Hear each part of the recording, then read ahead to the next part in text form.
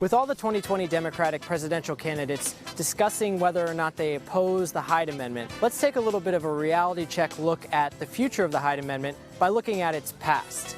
After Roe v. Wade was decided in the early 70s, a Republican congressman from Illinois, Henry Hyde, introduced an amendment to an appropriations bill, a government funding bill for the Department of Health and Human Services that would have prohibited federal funds from being used for abortions. That amendment was actually challenged in the Supreme Court in 1977, who found that it was constitutional.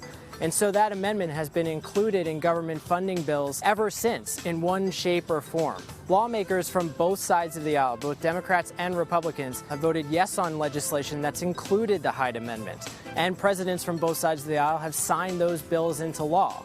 But you actually might be surprised to know that every single one of the Democratic lawmakers running for president in 2020, they've all voted yes for legislation that's included the Hyde Amendment. It's included that provision that would prohibit federal funds from being used on abortions. And you actually don't need to look that far back in history to find an example of this. A government funding bill in 2017 was voted on, passed, signed by the president, and every single one of the Democratic lawmakers, both on the Senate and the House side, voted yes for that bill.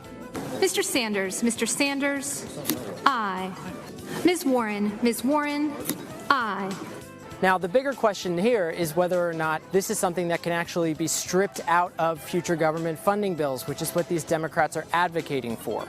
And the reality is, if Republicans are in charge of the Senate, like they are right now, there's no chance that that's going to happen. If Democrats want to take out the Hyde Amendment from any kind of government funding bill, they're going to need strong majorities in both the House and the Senate. A bit of a curveball there is the fact that in the Senate, it actually still requires 60 votes to pass any kind of legislation that funds the government. So Democrats would either need a super strong majority in the Senate, or they would need to get rid of the filibuster, which is that 60-vote threshold. Now, there are a number of Democrats who are running for president who have said that they support doing that, but that would be a major change in the Senate rules, and it's questionable whether or not there would be the support for that. But the big question here is whether or not any of these Democratic lawmakers would actually decide or announce that they would veto any government funding bill that included that provision that prohibited federal funds being used for abortions.